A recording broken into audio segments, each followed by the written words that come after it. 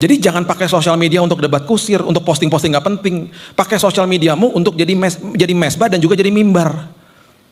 Itu kesempatan kita bisa berkhotbah kepada banyak orang. Masukin ayat aja atau forward aja, kita gak pernah tahu loh jiwa yang akan tertolong hari itu. Ayo. Beberapa tahun yang lalu ada anak-anak dari Jember. Kalau lihat IG-nya namanya Curhatan Alkitab. Minta izin sama saya. Kak, kalau kami penggal khotbahnya boleh nggak? Nggak usah minta izin, penggalin aja sendiri. Udah mau diedit-edit, dijadikan video-video cuman semenit. Udah nggak apa-apa. Banjiri sosial media, nggak usah pakai izin. Itu firman Tuhan. Sebanyak-banyaknya sebar tuh lebih bagus, saya bilang gitu. Tahu nggak hari ini saya dengar kabar apa? Orang ya di stasiun MRT Jakarta mau pergi ke selingkuhan yang nggak jadi, gara-gara nonton khotbah semenit. Digugah sama Tuhan hatinya, balik ke istrinya minta ampun, pulih keluarganya. Mau bunuh diri, baca atau nonton khotbah semenit, nggak jadi bunuh diri. Orang mau bunuh diri nonton khotbah 40 menit, keburu loncat. Tak selalu Tuhan menjawab doa, namun Dia beri yang terbaik di waktu yang tepat. Bapak yang baik, terima kasih Tuhan buat apa yang sudah terjadi, apa yang sedang terjadi, dan apa yang akan terjadi. Karena kami tahu Tuhan adalah pakarnya yang senantiasa merangkaikan segala hal yang baik, dan Tuhan selalu berikan untuk kami. Itu sebabnya pada hari ini Tuhan, sama seperti Paulus katakan, kami justru bermegah ketika ada masalah, karena kami tahu Tuhan di pihak kami. Kami mengucap syukur ketika kami menatap masa depan, karena kami tahu masa depan kami memiliki pengharapan yang tidak pernah mengecewakan. Ajari kami Tuhan supaya senantiasa kami bertumbuh di dalam kasih karunia Tuhan, supaya kami tidak kehilangan pegangan atau tidak kehilangan arah. Itu sebabnya Roh Kudus yang berbicara. Roh Kudus berikan panduan dalam langkah hidup kami. Kami sambut Tuhan, firman kebenaran, hanya di dalam nama Tuhan Yesus, Juru Selamat kami yang agung. Kami berdoa dan mengucap syukur, kita sama-sama katakan. Amin, amin, amin, haleluya, amin. Silakan duduk. Shalom. Oke, kita buka sama-sama dari Yohanes pasalnya yang ke-10, ayatnya yang ke-10. Ini sebuah ayat yang sangat populer, yang seringkali mungkin sudah sering kita baca. Selamat tahun baru semuanya. Kalau udah Februari udah gak boleh ngomong tahun baru. Kalau Januari masih oke. Oke. Saya mengucap syukur bisa ke sini, belum pernah ke sini sebelumnya. Saya sering ke Bandung karena mertua saya tinggal di Bandung. Jadi istri saya orang Bandung asli. Saya mengucap syukur bisa ada di depan Bapak Ibu sekalian. Dan saya terus berdoa karena kita barusan membuka sebuah pintu di tanggal 31 Desember, tulisannya 2024. Dan kita nggak tahu ujungnya seperti apa. Waktu kita buka seperti biasa perjalanan kita nggak tahu ujungnya, arahnya kemana dan lain sebagainya. Bahkan nanti di tanggal 14 Februari juga kita nggak tahu akan terjadi apa. Tetapi satu hal yang saya bisa pastikan, kalau kita berdoa, nanti Tuhan yang pilih pemimpin yang tepat bagi bangsa ini.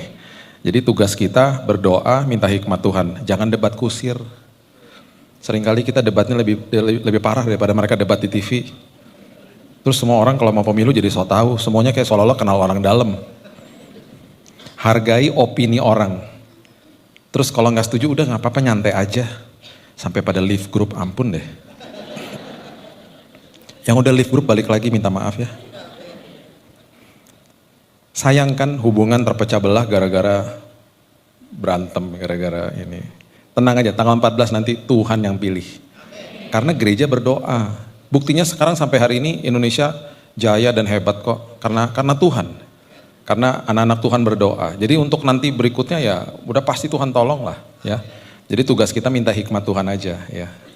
Saya terus terang nih sampai hari ini saya belum tahu siapa yang saya mau pilih.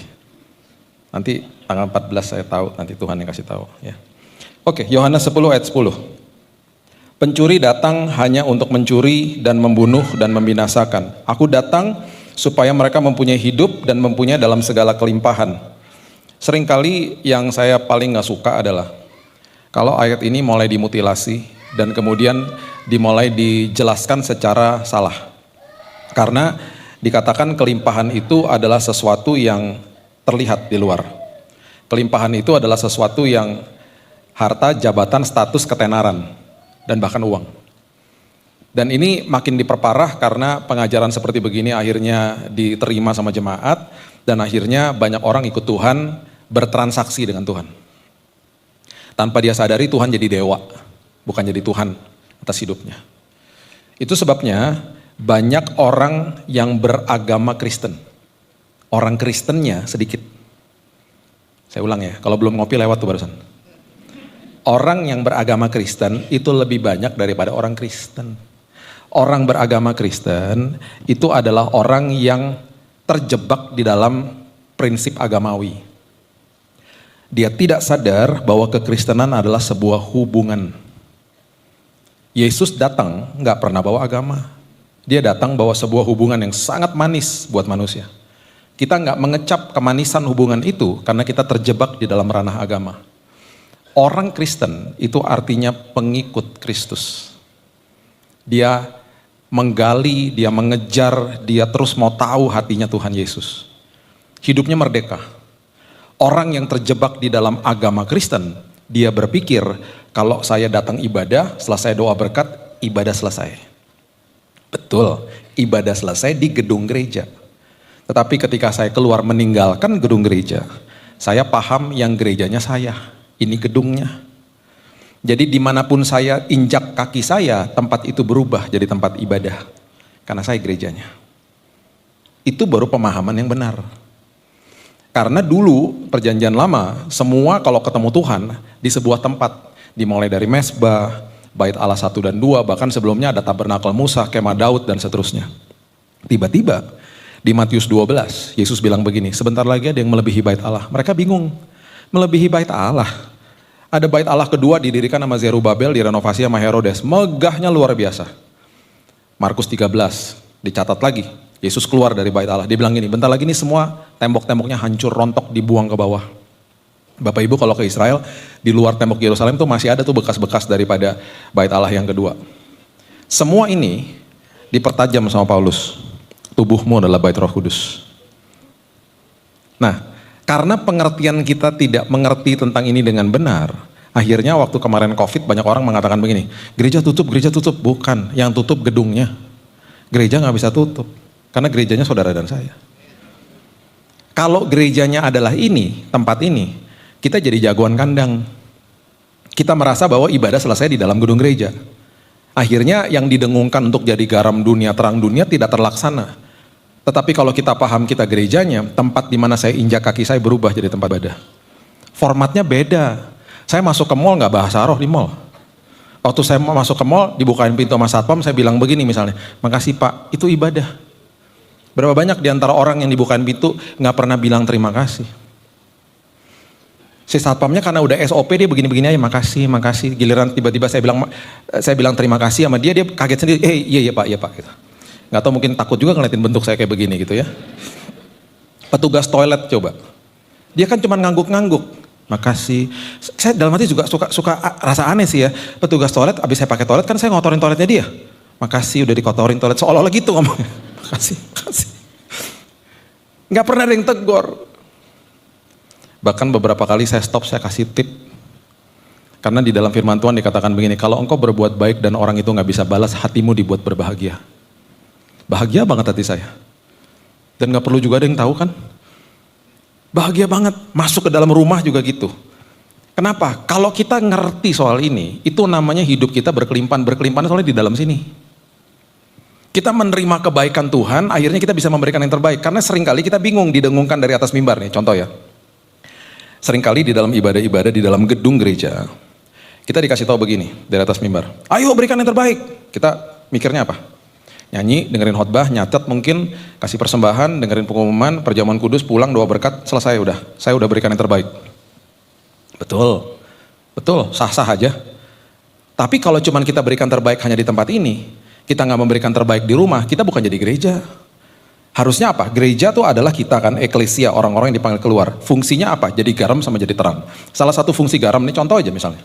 Salah satu fungsi garam adalah buat nagih. Karena kalau makan keripik asin coba, nggak bisa stop kan, terus gitu. Harusnya garam tuh buat nagih, kehadiran kita buat nagih. Jadi harusnya waktu kita pulang ke rumah, semua keluar kamar menyambut kita. Karena kita nagih, keberadaan kita buat nagih. Kalau kita pulang ke rumah semua kabur masuk kamar, berarti kita kopi pahit. Jadi kalau mau tanya sama diri sendiri, memvalidasi diri sendiri, lihat aja kayak gitu deh. Jadi prinsipnya adalah saya mau jadi termostat bukan jadi termometer. Kalau termometer berarti suhunya segitu saya ngikut termometer kan. Kalau termostat enggak, kita pegang remote AC. Nih panas banget sih, gue jadi 16 derajat, tek pencet 16 derajat, termostat. Kondisi lagi panas, kita buat dingin, kondisi dingin kita hangatkan. Termostat. Berarti apa? Jadi orang yang tepat bagi orang lain. Hidupnya jadi kado bagi orang lain. Gak pernah nuntut lagi. Kenapa? Karena saya gerejanya. Jadi berkatnya. Coba contoh misalnya.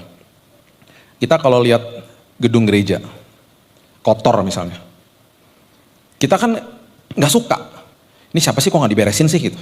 Kita pengennya gedung gerejanya rapih seperti begini. Tetapi kenapa bait Allah yang sebenarnya yaitu diri kita masukin sampah, ayo. Kita nggak beres-beres, kita nggak detox dalam sini. Makanya banyak orang terjebak yang diberesin cuma di luarnya. Pakaiannya rapih, cara nyapanya juga santun misalnya, tapi dalamnya nggak diperbaiki. Padahal yang di dalam sini harus diberes-beres, harus dirapihin. Ketika orang nggak lihat, nonton pornografi, masukin sampah, mata rohaninya nggak dijaga, dan seterusnya dan seterusnya. Indonesia menempati urutan nomor 1 2023. Jangan bangga dulu nomor satunya apaan. Nomor 1 orang-orang di depan sosmed per hari 5 jam. 5 jam bayangin. Kalau 5 jam baca firman sih gak apa-apa, 5 jam baca status orang. Ngeliatin status, makanya banyak orang bangun pagi tangannya gini-gini kan. Bukan nyari istri cari suami, enggak, nyari HP. Istri suami kagak ada bodo amat, HP mana. Buka HP langsung ngeliatin status kemarin kenapa baru yang like 1 ya. Nggak penting banget coba. Makanya tahun 2020 lagi malam-malam saya habis ngomong gini nih sama gereja ya. Ini hari Minggu nih. Baru negor jemaat paginya di gereja. Ayo baca firman ya, baca renungan harian. Malam-malam lagi ngambil air dari kulkas jam 11 malam mau balik ke kamar. Tiba-tiba ada suara begini, Bill tulis renungan harian. Hah? Tulis renungan harian, sampai saya taruh tuh gelasnya di meja. Jam 11 malam keras banget suaranya. Tulis renungan harian. Kayak gimana? Ya tiap hari kamu tulis renungan, kamu posting. Kan susah Tuhan. Terus Tuhan bilang, kan suara saya. Ya tapi kan gak audible. Tuhan kan gak duduk depan saya terus ngomong depan saya. Kan saya harus merenungkan firman. Ya bagus kalian kamu tambah belajar, tambah dirimu supaya kamu tambah belajar tiap hari. Gak bisa ngeles. Masuk kamar, sayang Tuhan suruh aku tulis renungan harian. Bagus, saya dukung kata istri saya. Terus saya bilang gini, tapi abis saya tulis kamu ngedit. Nggak mau. Ya tadi bilang bagus, saya nggak mau ikut-ikutan. Katanya. Dia nggak bisa ngeles juga hari ini jadi editor.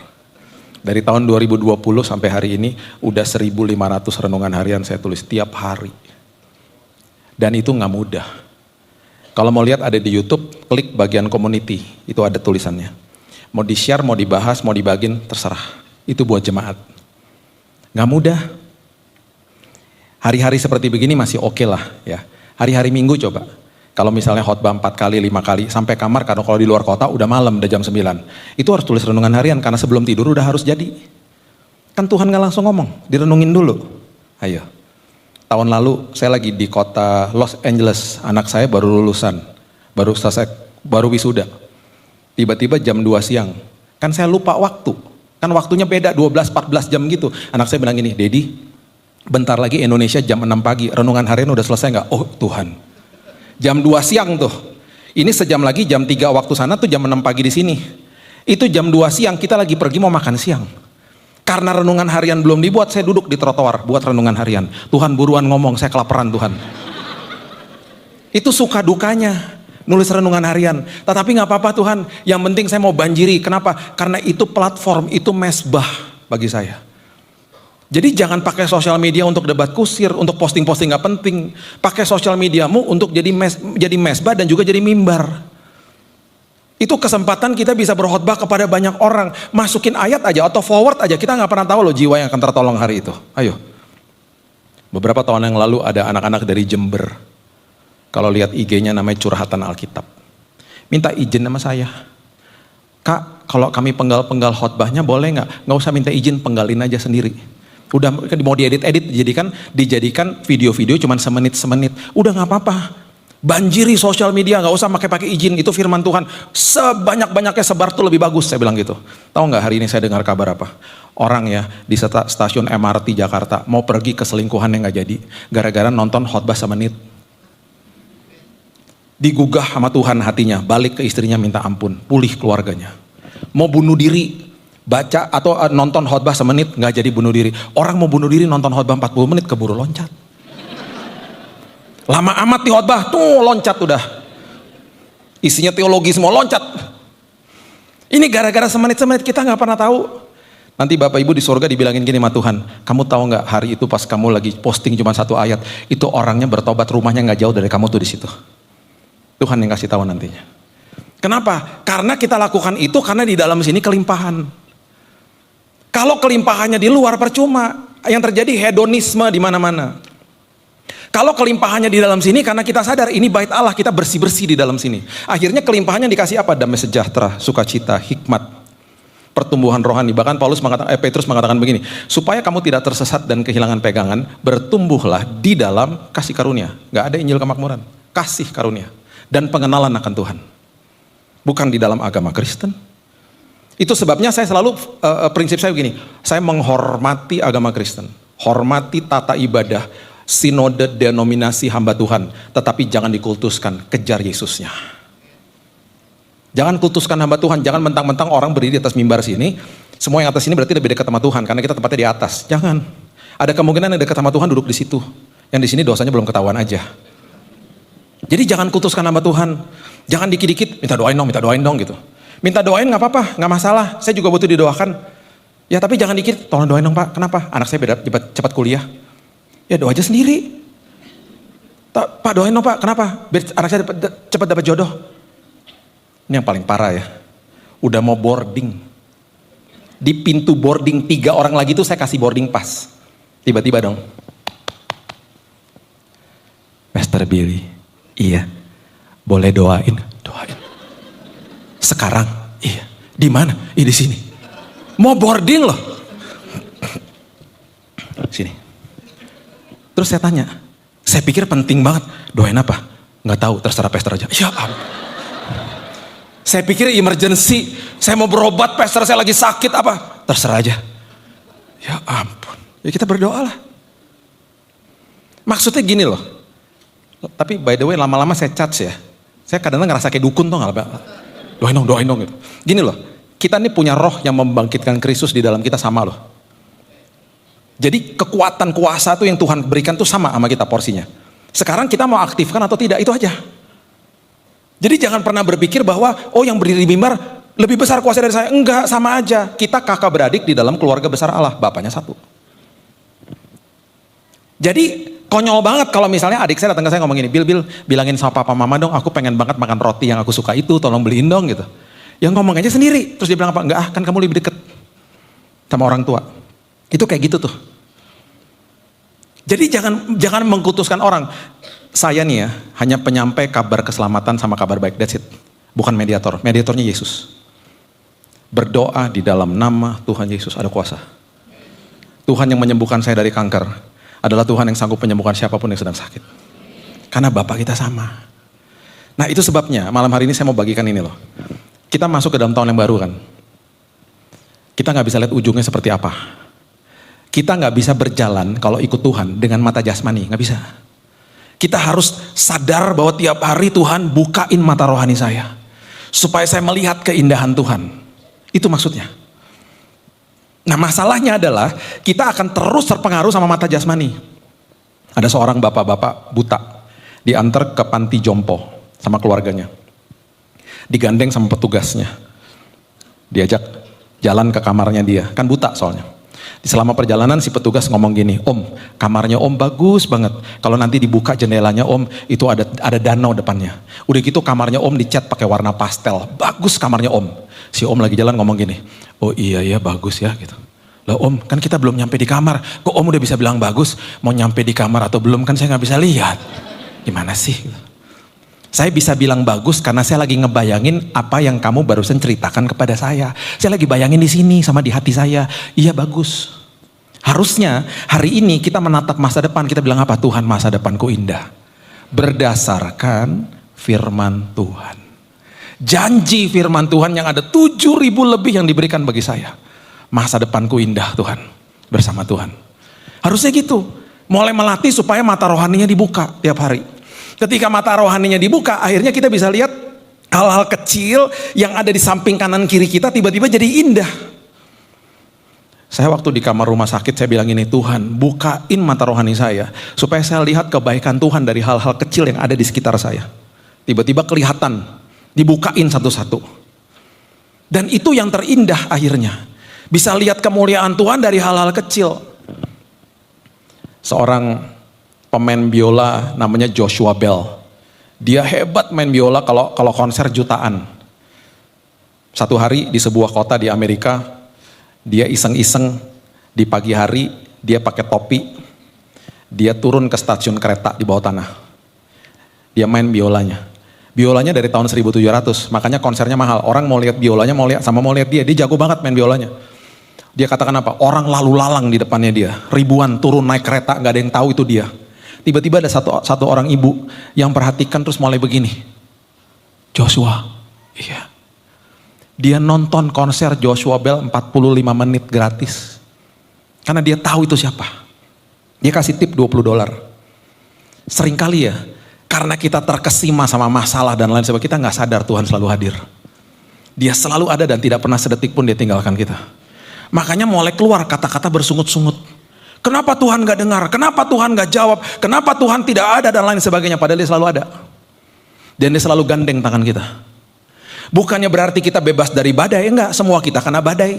Tetapi masalahnya adalah banyak orang yang mendirikan hidupnya di atas pasir. Ketika badai datang keok. Tetapi orang-orang yang mendirikan dirinya kehidupannya di atas batu karang yang luar biasa, dia selalu sadar Tuhan ada. Imannya bertumbuh akhirnya. Coba lihat ya, Yohanes pasal yang ke-14 ayat yang ke-6. Yohanes 14 ayat yang ke-6. Ini kalimat yang sangat populer lah. Akulah jalan, kebenaran, dan hidup. Ini dialog antara Yesus sama Thomas. Dia tahulah satu hari Thomas ini akan ragu-ragu tentang kebangkitan dia. Akulah jalan, kebenaran, dan hidup. Jadi gini, perhatikan ini baik-baik. Tuhan bilang begini sama anak-anaknya termasuk kita. Nah ini masuk jalan sini. Kita akan berteriak. Ujungnya gak kelihatan. Jalan apaan tuh? Udah percaya sama saya. Masuk jalan sini. Kita kan mau pasti. Kita mau kepastian. Udah buka mata rohanimu. Jalan sama saya. Nanti di tengah jalan kamu akan menemukan kebenaran. Ketika kamu menikmati kebenaran. Di ujung daripada itu kamu akan hidup. Dan hidupmu di dalam kelimpahan. Kepuasan yang luar biasa. Itu maksudnya, jalan, kebenaran, dan hidup. Sama dunia dibalik Bapak Ibu. Hidup, kebenaran, dan jalan. Saya mau hidup sesuai sama keinginan saya, baru nanti saya akan benarkan apa yang saya mau hidupi, baru saya cari jalannya. Saya nggak mau jalan Tuhan. Makanya, ya ini cuma satu korelasi aja ya. Bagaimana Alkitab kita ini ditulis dalam jangka waktu 1400-1500 tahun di tempat yang berbeda-beda, dalam tahun yang berbeda-beda, dalam zaman yang berbeda-beda, dalam kultur bahasa yang berbeda-beda, semuanya nyambung karena sumbernya cuma satu, Tuhan. Makanya kita pasti sering baca dan kita sering menyanyikan di musim Natal lagu-lagu yang isinya apa? Penasehat ajaib. Ya kan? Raja yang Allah yang perkasa. Yang ketiga apa? Pertama dikatakan begini, penasehat ajaib. Ini urutannya nggak main-main loh. Penasehat ajaib, Allah yang perkasa, Bapa yang kekal, terakhir baru Raja damai. Maksudnya adalah gini, masuk jalan sini. Ujungnya seperti apa? Tenang, saya penasehat ajaib. Selama kamu berjalan, aku nasihati nanti. Di tengah jalan engkau akan menemukan kebenaran itu bahwa saya adalah Allah yang perkasa. Dan saya adalah Bapa yang kekal. Dan kamu akan menikmati hidup yang luar biasa di dalam kepenuhan damai sejahtera karena saya adalah Raja Damai. Lihat korelasinya dahsyatnya luar biasa. Ditulis dalam jangka waktu kira-kira mungkin 600 sampai 800 tahun. Bedanya tuh. Dari Yesaya sampai kepada kitab Yohanes ini. Jauh bedanya. Nyambung semuanya. Sama dunia dibalik. Saya mendarat di kota Tulsa, Oklahoma, Amerika tahun 86. Saya menyaksikan negara yang takut sama Tuhan. Bahkan di hari Sabtu, presiden mengundang hamba Tuhan untuk mendoakan dia, disiarin langsung di televisi. Bayangin coba. Saya nggak pernah lupa almarhum Billy Graham menumpang tangan seorang presiden, dan tangannya Billy Graham diangkat, ditaruh di kepalanya. Presiden loh. Kenapa? Karena negara Amerika didirikan di atas firman Tuhan. Deklarasi independen tahun 1776 kalau ke kota Philadelphia, itu banyak banget firman Tuhannya. Tiba-tiba negara ini yang dari awalnya adalah jalan kebenaran dan hidup, membalik kehidupannya mereka. Mereka mau hidup dengan caranya mereka benarkan apa yang mereka mau hidupi, mereka cari jalannya. Dimulai dengan apa? Mereka bilang begini, legalkan aborsi. Karena kami mau melakukan seks bebas, kalau sampai ada yang hamil, legal untuk diaborsi. Itu yang kami inginkan. Itu adalah hidup yang kami mau jalankan dalam hidup kami. Mereka masuk ke Kongres, mereka benarkan apa yang mereka inginkan. Mereka cari jalannya. Diikuti sama kelompok LGBT. Kami juga dong. Kami juga mau supaya perkawinan sesama jenis dilegalkan. Mereka mau hidup seperti begitu, mereka benarkan cara mereka, dilegalkan. Bahkan sekarang boleh mengadopsi anak. Bapak Ibu bisa bayangin, anak besar di dalam keluarga yang dua-duanya pria, dua-duanya wanita orang tuanya. Dan mereka cari jalannya. Hari ini, negara ini, distorsi kemoralannya begini udah. Bahkan hari ini sedang diwacanakan, bayangin ya. Itu lebih parah lagi nih. Sedang diwacanakan, belum jadi undang-undang. Anak 6, 7, 8 tahun boleh memilih. Kalau dia dilahirkan pria dan dia nggak mau jadi pria, dia mau jadi wanita, silahkan memilih di umur 6, 7, 8 tahun. Kalau dia sampai dianulir atau tidak perbolehkan sama orang tuanya bisa pidana. Coba bayangin coba. Distorsi negaranya. Makanya saya bilang sama banyak orang tua, walaupun kamu punya uang, jangan kirim anaknya ke sana. Kirim ke negara yang lain aja. 25% populasi penjara dari situ. Mengerikan. Kenapa saya bisa ngomong gini? Karena saya lihat sendiri, saya tinggal 13 tahun di situ. Terdistorsi, yang takut sama Tuhan tiba-tiba begini. Karena ini yang mereka lakukan. Nggak mau jalan kebenaran dan hidup, tetapi dibalik. Hidup kebenaran, baru cari jalannya. Dan itu, ya, oke, puji Tuhan lah kita nggak lakukan itu di sini. Ya, kita masih ada benteng-benteng yang luar biasa dari teman-teman dari agama Muslim gitu ya. Dari NU dan lain sebagainya, saya percaya nggak akan masuk lah ke Indonesia. Saya percaya itu LGBT walaupun udah deket ya, dari Australia, Taiwan, nggak akan masuk sini lah. Kita harus mengucap syukur buat itu. Ya, nilai-nilai itu nggak akan bisa tembus lah, karena ini negara beragama. Jadi perhatikan ini baik-baik, bagi kita anak-anak Tuhan, di dalam kehidupan rohani kita, seringkali kita akhirnya keok, depresi, stres, karena kita nggak mau masuk ke dalam jalan itu. Dan akhirnya kita mau cari jalan sendiri. Dan akhirnya kita mulai gugur imannya satu-satu. Saya kasih 4 level dengan cepat aja ya. Level paling bawah. Tidak lihat, tidak percaya. Itu lumrah sebenarnya. Nggak lihat Tuhan, nggak percaya. Terjadi sama siapa? Raja Ahaz. Kata Immanuel yang pertama kali didokumentasikan di Alkitab, itu ada di kitab Yesaya. Itu diberikan sama Nabi Yesaya kepada, ya, dari Nabi Yesaya kepada Raja Ahaz. Raja Ahaz dikepung sama negara-negara, kerajaan-kerajaan yang lain. Nabi Yesaya datang, dia bilang begini, Raja, Tuhan tuh mau menolong Anda. Tuhan mau menolong Anda. Dan Tuhan yang mau menolong Anda ini 600 tahun lagi akan lahir menjelma jadi manusia, namanya disebut Immanuel. Allah beserta denganmu. Dia mau beserta denganmu. Dia bilang apa? Saya nggak mau. Saya mau minta bantuan kerajaan Asyur, karena mereka udah nawarin saya bantuan. Dengan kata lain gini, Tuhan yang mau menolong saya nggak bisa lihat. Raja Asyur saya bisa lihat. Saya mau yang pasti-pasti aja deh. Menurut manusia yang pasti, yang terlihat. Dibantu sama kerajaan Asyur, tetapi dijajah negaranya dengan ekonomi. Karena dia minta upeti. Bahkan anaknya Hizkia dikepung sama 185.000 tentara Asyur karena mau diambil, mau di take over kerajaannya. Puji Tuhan, Tuhan pernah membuat perjanjian kudus sama moyangnya namanya Daud, diluputkan kerajaannya. Hampir aja. Itu ulahnya Ahaz. Nggak lihat, nggak percaya. Level di atasnya. Udah lihat, tapi nggak percaya. Udah lihat loh, tapi nggak percaya. Coba lihat ya, buka ayatnya. Matius pasal yang kedua. Matius pasal yang kedua, 28 maksud saya. Matius pasal yang ke-28, ayat 2 sampai 4. Matius 28 ayat 2 sampai 4. Maka terjadilah gempa bumi yang hebat, sebab seorang malaikat Tuhan turun dari langit, datang ke batu itu, menggulingkannya lalu duduk di atasnya. Wajahnya bagaikan kilat, pakaiannya putih bagaikan salju.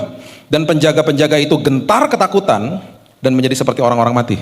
Penjaga penjara melihat sendiri prosesi Yesus bangkit. Lihat loh, mereka ngadu dong ke mahkamah agama. Bos, dia betul anak Allah bos, pasti ngomong gitu. Dia bangkit bos. Tahu mereka bilang apa? Mahkamah agama. Coba lihat ayat 13. Mahkamah agama bilang begini. Kamu harus mengatakan bahwa murid-muridnya datang malam-malam dan mencurinya ketika kamu sedang tidur. Kebohongan ini Alkitab mencatat masih dipercaya sampai hari ini. Makanya kalau kita ke Israel nggak sampai 5% percaya Yesus. Udah lihat, nggak percaya. Sampai hari ini yang melakukan hari Sabat secara letterlek dengan pengertian perjanjian lama masih banyak. Berapa tahun lalu kalau nggak salah, kami ada di Nazaret. Ada seorang teman-temannya kami yang ada di sana, orang Yahudi, keluar dari rumahnya, kan itu musim panas. Dia mencari temannya untuk masuk ke dalam rumahnya untuk pencetin tombol AC. Karena itu hari Sabat. Mencet tombol AC aja nggak boleh. Terus saya bilang gini, kalau dia gak ketemu temannya gimana? Ya kepanasan di dalam rumah. Jadi tombol AC di depan mata nggak boleh dipencet karena hari Sabat. Nanti malam kalau dia kedinginan, dia cari lagi temannya keluar. Tolong matiin dong.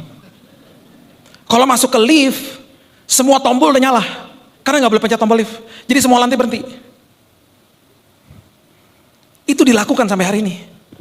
Dan itu cikal bakalnya dari kebohongan-kebohongan ini. Bayangin, udah dapat berita yang otentik diubah jadi hoax. Nggak lihat, tidak percaya. Udah lihat, masih nggak percaya. Level di atasnya. Lihat dan percaya. Lumrahlah. Lihat, percaya. Siapa? Thomas. Makanya Yesus bilang begini, Yohanes pasal yang ke-20, ayat yang ke-29. Yohanes 20 ayat 29. Karena engkau telah melihat aku, maka engkau percaya. Udah lihat, percaya. Kalimat berikut ini adalah kalimat untuk kita semuanya. Yesus katakan begini, berbahagialah. Ini kalimat ini adalah kata makarios atau diberkatilah. Mereka, diberkatilah kita semua yang duduk di tempat ini, yang tidak melihat Yesus secara fisik, namun hari ini kita percaya. Kita diberkati semuanya. Kita bilang sama Tuhan, Tuhan aku percaya berdasarkan firman-Mu. Dari kita lahir sampai nanti kita menutupkan mata, kita tidak akan pernah lihat Yesus secara fisik. Dan kita diminta percaya untuk masuk ke dalam jalan itu. Bapak Ibu diminta percaya dengan mendengar khotbah dari suara hati Tuhan yang disuarakan lewat mulutnya seorang Billy Lantang. Seorang manusia yang sama seperti Bapak Ibu sekalian. Bapak Ibu diminta percaya ketika nanti sampai rumah baca firman Tuhan. Bapak Ibu diminta percaya ketika dengerin YouTube atau apapun sosial media yang mendengar khotbah misalnya. Kita diminta untuk percaya kepada Tuhan yang kita nggak lihat secara fisik. Tetapi justru ketika itu yang kita lakukan, perkara besar justru terjadi. Karena justru di saat seperti itu, dia menghormati, dia bahkan Alkitab mengatakan dia begitu heran dengan iman seperti begitu. Dan justru mujizat dinyatakan dalam hal-hal seperti itu. Itu yang terjadi sama perwira dari Roma, coba kita baca. Matius pasal yang ke-8 ayat yang ke-5. Matius 8 ayat yang ke-5. Ketika Yesus masuk ke Kapernaum, datanglah seorang perwira. Ini perwira Romawi loh, bukan orang Yahudi. Ya, mendapatkan dia dan memohon kepadanya, Tuhan, hambaku terbaring di rumah karena sakit lumpuh. Ia sangat menderita. Perhatikan ayat 7. Yesus bilang apa? Aku akan datang menyembuhkannya. Wow, Tuhan mau datang dan dia bilang aku akan menyembuhkannya. Wow, luar biasa kepastian. Betul. Tahu nggak perwiranya ngomong apa? Karena dia biasa di dalam hierarki yang bagi dia itu bos nggak usah datang lah. Dia udah kebiasaan begitu. Karena dia ada di dalam legions atau di dalam ranking perwira. Makanya dia bilang begini, ya, ayat 8. Tuhan, aku tidak layak menerima Tuhan di dalam rumahku. Katakan saja sepatah kata, maka hambaku akan sembuh. Karena di dalam ranking saya begitu. Bos atau jenderal mengatakan apa, saya sampaikan, anak buah pasti ngikut dan terjadi pasti. Terus dia bilang, diterusin lagi, sebab aku sendiri ini seorang bawahan, di bawahku ada pula prajurit. Jika aku berkata kepada seorang prajurit pergi, maka ia pergi. Kepada seorang lagi datang, maka ia datang. Ataupun kepada hambaku kerjakan ini, maka ia akan mengerjakannya. Setelah Yesus mendengar hal itu, perhatikan kalimat ini. Heranlah ia dan berkata kepada mereka yang mengikutinya, aku berkata kepadamu, sesungguhnya iman sebesar ini tidak pernah aku jumpai pada seorang pun di antara orang Israel. Dengan kata lain, hari ini, di dalam konteks kehidupan kita mengatakan begini, Tuhan, walaupun aku tidak lihat Engkau secara fisik, tapi aku percaya sama firman-Mu. Ketika aku sedang sakit hari ini, aku membaca Tuhan, bahwa kesembuhan sudah diberikan ribuan tahun yang lalu. Aku gak mau minta-minta kesembuhan, aku percaya kesembuhan sudah aku terima hari ini Tuhan. Aku percaya pemulihan sudah aku terima hari ini Tuhan. Karena Kau katakan apa? Selesai di kayu salib. Sudah dimeterai Tuhan, selesai, aku terima Tuhan. Itu sebabnya di ayat yang ke-13. Firman Tuhan katakan, lalu Yesus berkata kepada perwira itu, pulanglah, jadilah kepadamu seperti yang engkau percaya. Jadilah kepada kita semuanya sesuai dengan iman kita. Apapun pergumulanmu hari ini, katakan, walaupun aku gak lihat, aku percaya itu sebabnya aku diberkati Tuhan. Itu artinya kelimpahan di dalam sini. Ketika di sininya limpah, luarnya akhirnya jadi pengelola yang hebat. Alkitab katakan kita masuk ke dalam dunia gak bawa apa-apa, pulang gak bawa apa-apa. Kita waktu masuk ke dalam dunia tidak berdaya, kita diseka, dimandikan, dikasihin baju. Waktu nanti kita meninggalkan dunia ini pun begitu juga. Kita dimandikan, dikasih baju. Di dalam dua event ini kita gak bisa komplain ketika dikasih baju. Seorang bayi gak akan bisa bilang begini, jangan yang ini dong bajunya jelek amat. Bisa menjerit susternya, ya anakku bisa ngomong.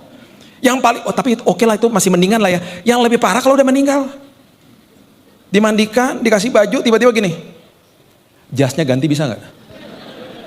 Bubar yang melayat. Datang gak berdaya, pergi gak berdaya. Selama kita hidup semua yang nempel sama hidup kita itu titipan. Yang harus dikelola. Kita nggak akan jadi pengelola yang hebat kalau di dalam sini nggak kelimpahan. Kalau yang dikejar kelimpahan yang di luar untuk diperlihatkan kepada orang lain, kita justru adalah orang yang sangat miskin di dalam sini. Beberapa minggu lalu ada seorang kolektor Lego. Bagi saya mungkin terbesar lah di Indonesia. Saya suka main Lego soalnya. Jadi saya suka nonton YouTube-nya dia karena dia punya kota Lego di dalam rumahnya. Besar banget. Saya nggak tahu tuh mungkin di basement rumahnya, saya nggak tahu juga ya. Karena saya cuma lihat ketika masuk kameranya ada liftnya gitu ya, masuk ke besar. Saya tahu harga Lego lah. Kalau saya lihat ruangan itu ketika diliput gitu ya, itu MM-an lah untuk beli Lego doang. Bukan hanya itu, di lantai berapanya lagi dia kolektor sepatu. Mungkin 1000 kali sepatunya. Dan itu ruangan sepatunya itu ber-AC. Beberapa minggu lalu dia meninggal serangan jantung. Masih muda. Sampai saya mikir gini, itu Legonya diapain? Sepatu-sepatunya siapa yang pakai? Gak salah ya, sah-sah aja orang suka-suka gitu gak apa-apa kok. Sah-sah aja, mau koleksi, mau ada duitnya, gak masalah. Cuman itu kehidupan, makanya Alkitab katakan umur manusia 70, kalau kuat 80, lebih daripada itu bonus. Jangan stres gitu ngeliatin saya itu ayat Alkitab. Kok ngeliatinnya gini? Itu ada di Mazmur 90 ayat 10. Terus ayat 12-nya bilang apa? Ajari aku menghitung hari-hariku sedemikian supaya aku bertindak bijaksana. Langsung pada ngitung ya ampun tinggal sekian lagi. Tenang aja, nanti ya kalau kita udah sampai di kekekalan, ya kita diizinkan sama Tuhan untuk lihat hari-hari ini. Malu loh kalau banyak komplain. Karena cuma segini dibanding sama kekekalan nanti, ya nggak? Yuk, hidup di dalam kelimpahan. Kelimpahannya benar. Itu sebabnya mata rohaninya dibuka, ya. Saya belajar dari papa saya, mata rohaninya dibuka, melihat hal-hal baik, mengalami kelimpahan di dalam sini, akhirnya bisa memberikan kelimpahannya kepada orang lain. Dia adalah orang, ya, yang paling sering kasih mama bunga. Sampai kadang-kadang agak lebay sih. Pah, ini kan bukan ulang tahun mama, ini kan bukan hari Valentine, emangnya harus ulang tahun, katanya gitu. Satu hari mama lagi staycation, cuman sehari di Jakarta pula sama keluarga-keluarga sama kakak-kakaknya. Cuman sehari mama balik, ada bunga segede-gede bagong di rumah. Tulisannya welcome home. Aduh Pak, dia cuma pergi sehari. Itu juga nginep di hotel juga cuma berapa kilo dari rumah Pak. Emang kenapa? Papa kan kangennya sama dia. Lebay banget deh. Itu agak nurun ke saya. Jadi waktu saya nikah, saya suka kasih bunga sama istri saya. Saya menikah sama orang Chinese kan hemat. Betul ya? Jadi istri saya suka bilang gini, sayang, please deh, ya. Ekonomi keluarga bisa terganggu nih kalau begini terus. Ya. Uangnya simpen aja, please. Aku udah tahu kamu sayang sama aku, please, udah ya, hemat. Jangan dikit-dikit bunga, udah. Cium aja cukup, cium sini udah, cukup. Jangan bunga-bunga terus. Waktu tanggal 7 Juli 2010. Di sebelah rumah tuh ada kelompok sel, seperti di sini cool ya. Kelompok sel di sebelah rumah papa mama tuh rumahnya kakaknya mama, jadi tante saya.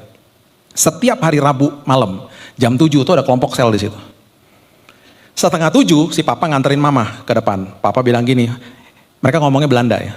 Aneh juga ya, papa Manado, mama India, ngomong Belanda, aneh coba. Gado-gado deh rumah saya deh. Jadi ini saya keturunannya setengah Manado, setengah India, istri Chinese, anak-anak gado-gado udah. Anak-anak saya dua-duanya gak ada yang mirip sama saya. Teman-teman saya bilang begini, kutuk sudah dipatahkan, kurang ajar. Kurang ajar teman-teman saya. Puji Tuhan Bil, anak-anak lo gak ada yang mirip lo Bil, aduh. Lu tuh kan serem Bil gitu. Anak saya yang kedua waktu baru lahir mukanya boboho. Kayak mamanya, sampai saya juga bingung gitu loh. Ini kok mukanya Chinese banget gitu ya.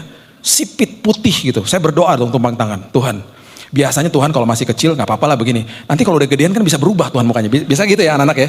Saya doain Tuhan, kalau dia nanti makin besar, dia makin mirip sama saya. Sekarang udah 16 tahun, lebih tinggi dari saya, makin beda mukanya. Ya udahlah gak apa-apa. Jadi papa nganterin mama. Mama udah mau masuk pintu sebelah. Terus di pintu ya, ini saya baru validasi lagi nih cerita kemarin nih. Si mama bilang gini sama papa, kan udah di rumah sebelah. Mama bilang, ye masuk duluan. Papa bilangnya, ye duluan. Ye duluan. Begitu ya terus lama. Sampai akhirnya mama ngalah, mama masuk ke dalam rumah. Rupanya mereka susah berpisah karena itu rupanya pandangan terakhir. Papa masuk rumah, dia nonton TV.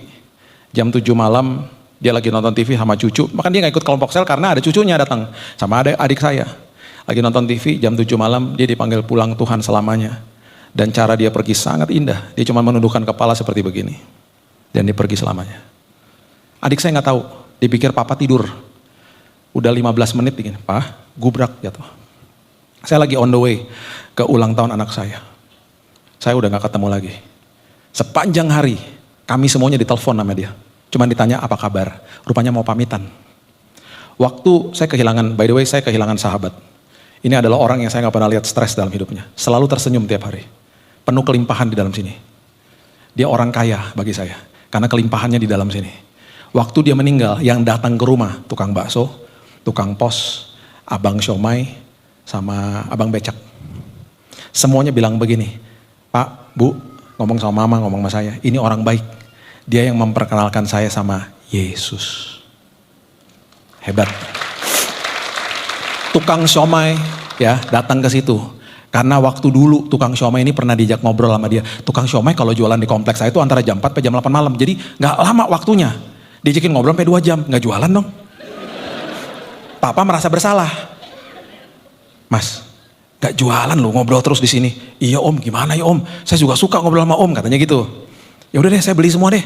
Berapa? Waktu itu tuh masih tahun-tahun 90-an. 250.000 om kalau mau beli semuanya. Gak apa-apa om. Udah saya beli semua deh. Kasihan kamu. Masukin, ditaruh di dapur, lupa dimasukin kulkas. Besoknya basi semuanya kan. Dimarahin sama mama tuh, apa-apaan sih nih gitu ya. Tukang siomaynya kan enak, gak usah jualan, kasih 250.000. Besoknya datang lagi ke rumah. Om, kenapa? Ngobrol lagi om, enak aja jualan sana. Enak aja loh. Saya mau tutup sama ini ya. Ini banyak banget saya mau saksikan kepada Bapak Ibu. Karena ini prinsip yang hebat lah, luar biasa di dalam Tuhan. Ribuan tahun yang lalu ya, ada orang namanya Abraham. Berangkat dari kota namanya Ur, Mesopotamia, Irak sekarang. Menuju ke tanah Kanaan, tanah perjanjian, cikal bakal jadi bangsa Israel. Ibrani mengatakan, Abraham tidak mengetahui kota yang ia tujui. Dia berjalan dengan mata rohani. Dia cuma dikasih tahu arahnya aja, sama seperti kita, cuma dikasih tahu arahnya. Ribuan tahun setelah itu, ada Majus datang ke Yerusalem. Bapak Ibu kalau baca di Matius pasal yang kedua, itu betul-betul para Majus tidak pernah tahu sejak mereka berangkat bahwa mereka harus ke Bethlehem. Ada kemungkinan mereka berasal dari Persia, 11-12 sama Irak. Persia itu Iran sekarang. Jaraknya 2000 kilo loh. Gak ada kereta cepat, gak ada pesawat, gak ada jalan tol. 2000 kilo itu ditempuh 2-3 bulan. Mereka tidak pernah tahu bahwa mereka harus ke Bethlehem. Siapa yang udah naik kereta cepat? Kok masih banyak yang belum? Tahu dong ada kereta cepat ya? Hari ini sudah diperbaiki. Saya agak sering sih naik karena mertua saya kan tinggal sini. Di awal semuanya bagus lah, cuman saya komplain di awal doang. Karena pengumumannya aja sih. Bapak Ibu, di awal. Bapak Ibu, sebentar lagi kita akan sampai di stasiun Padalarang. Wus, yes. Kok gitu sih ngomongnya? Kayak orang disuruh ngomong gak dibayar, tau gak? Kayak stres banget gitu loh. Sekarang udah dirubah. Rupanya denger khotbah saya kali ya. Diviralin sama jemaat. Karena abis naik itu saya khotbahin tuh besok-besoknya. Sekarang udah beda. Bapak Ibu, sebentar lagi kita akan sampai di stasiun Padalarang. Wus, yes gitu. Wah, kita senang banget, yes gitu dong ngomongnya gitu. Enak banget ya, setengah jam udah sampai sini ya. Nah, bayangin ya, mereka itu harus ketemu yang namanya Herodes. Dipertemukan sama Tuhan, sama orang namanya Herodes, orang jahat loh. Herodes terkejut, semua Yerusalem terkejut. Saya percaya Tuhan yang membukakan pikiran Herodes sehingga mereka memanggil para ahli Taurat. Untuk membuka kitab gulungan-gulungan kitab para nabi. Ada nggak yang nubuatan mengacu kepada hari ini? Waktu mereka buka kitab-kitab itu, mereka teriak, bos, saya percaya mereka teriak lah. Bos, ketemu bos. Ternyata yang lahir itu nggak jauh dari sini, cuma 9 kilo di Bethlehem. Majus berjalan segitu jauh, tidak pernah tahu bahwa mereka harus ke Bethlehem. Di tengah jalan Tuhan pertemukan dengan orang yang tepat, dengan kesempatan yang tepat untuk membawa kepada tujuan yang sangat mulia. Kita siap-siap di tahun ini. Kita akan dipertemukan dengan orang yang tepat. Kita akan dipertemukan dengan kesempatan yang tepat untuk Tuhan bawa pada tujuan yang benar. Ya. Saya tutup sama kesaksian saya. Ya. Saya waktu sakit kemarin, Bapak Ibu udah pasti dengar kesaksian saya. Ya, saya divonis mati, kanker darah, dan waktu dokter bilang begini sama saya. Di hari pertama dia bilang gini, Pak, kemonya akan dimasukin, Bapak akan ngedrop, Bapak akan mati, bla bla bla segala macam ya. Dah. Terus dia bilang gini, Pak, setelah ini Pak, karena kemonya keras. Darahnya Bapak ngejeblok semuanya, termasuk trombosit. Trombosit itu kalau demam berdarah, kalau dia turun, pendarahan di dalam kan nggak bisa stop gara-gara trombosit. Trombositnya habis. Bapak juga Pak, salah satunya komponen darah itu trombosit. Jadi nggak boleh gosok gigi. Kalau gosok gigi sampai tiba-tiba gusinya luka, berdarah nggak bisa stop. Jadi kumur-kumur aja ya Pak besok gitu. Kami kasih obat kumur. Udah, Pak siap-siap. Habis ini, karena obatnya keras, kemonya keras, Bapak akan sariawan bukan cuma satu, seluruh mulut. Jadi akan ada kemungkinan besar abis ini Pak, seluruh pasien saya begitu soalnya Pak, nggak bisa makan. Nggak bisa makan, nanti nutrisi kita infus saja. Dah, siap-siap ya Pak. Gitu. Ya, oke. Saya cuma terima semuanya. Gitu. Dah, besoknya, istri saya, ini kejadian di Singapura, istri saya lagi mau beli makanan, karena dibilang gini, mumpung kamu lagi bisa makan, kamu mau makan apa? Abis ini sariawan semua. Mumpung kamu lagi bisa makan, kamu mau apa? Saya order pizza, bakmi, udah semuanya order deh. Mumpung bisa makan nih, sebelum sariawan kan. Es krim lah segala macam. Jadi dia keluar mau belanja makanan. Lagi dia keluar mau belanja makanan, dipertemukan sama Tuhan sama temannya. Temannya kaget. Ngapain lo Gap di sini? Si Billy kan lagi dirawat. Ya ampun kenapa gitu. Suami gue kena cancer bla bla bla, ngobrol-ngobrol nih. Terus gimana? Oh dia lagi dirawat gini. Lo lagi mau ngapain? Mau beli makanan karena katanya dokter bentar lagi dia sariawan. Tahu nggak temannya bilang apa? Oh gitu. Lo tahu nggak? Gue nih punya produk oral drops, obat kumur dari herbal. Mau coba nggak? Tapi kan udah dapat dari rumah sakit, nggak apa-apa, pakai punya gue aja. Ganti aja, gue lagi bawa nih gue kasih gratis. Dibawa sama istri saya. Besoknya saya pakai.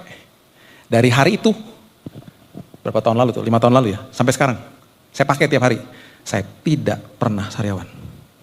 Waktu dokternya nih masuk ke kamar besok, kan dia ngecek. Kan semua pasien, ini profesor dokter loh. Ya, udah jam terbang tinggi. Semua pasien kena sariawan. Jadi besoknya dia datang, ngecek. Udah ada sariawan? Belum. Oke. Besoknya masuk kamar lagi. Seperti biasa kan regular check up kan. Ngecek semuanya, lihat monitor gitu. Terus pertanyaan terakhir sebelum dia pergi selalu gitu. Sariawan udah ada? Belum. Oke. Besoknya balik lagi. Ngecek semuanya. Dia lihat ada makanan. Masih bisa makan? Iya. Sariawan nggak ada? Nggak ada.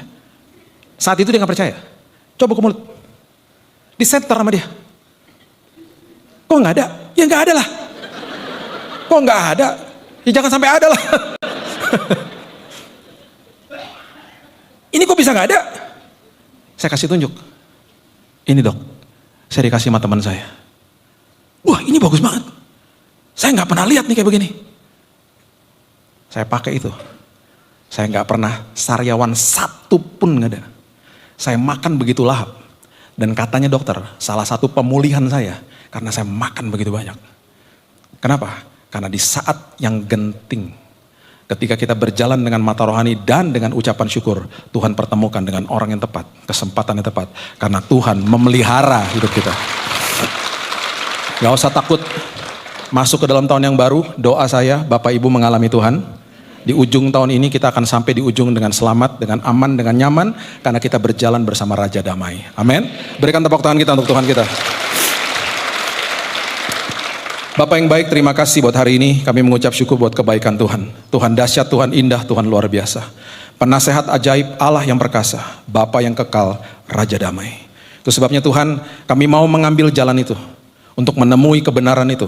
Dan menghadapi sebuah kehidupan, mengalami sebuah kehidupan yang penuh dengan kelimpahan. Dan kelimpahan itu Tuhan, yang Kau berikan kepada kami itu karena Engkau yang tadinya kaya menjadi miskin supaya kami jadi kaya.